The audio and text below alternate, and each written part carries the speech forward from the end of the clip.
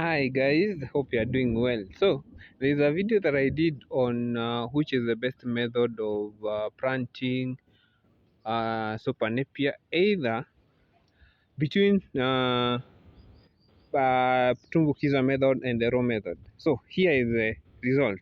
Now here we have the rolls and here we have the tumbukiza. So for the first time, I would recommend that you use rolls. As you can see here, these are rolls compared to the tumbukiza method. One thing about tumbukiza is, I noted is, not all nodes that are sprinting.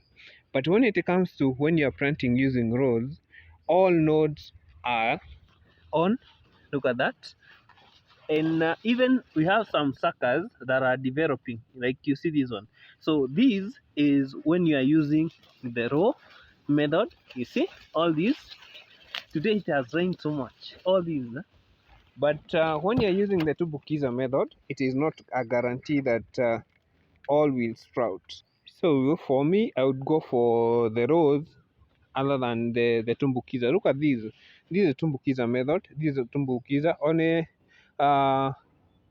Actually, there are two that have printed on there. So this one.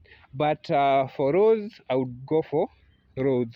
Yeah. So as you can see here, yeah, these are rows and they have treated so well. Even if you can check these rolls and these ones, so this one is the best. Yeah, this one is the best. So I would recommend using rolls because all nodes they split, they produce a lot of suckers compared to when you are using the tumbukiza method.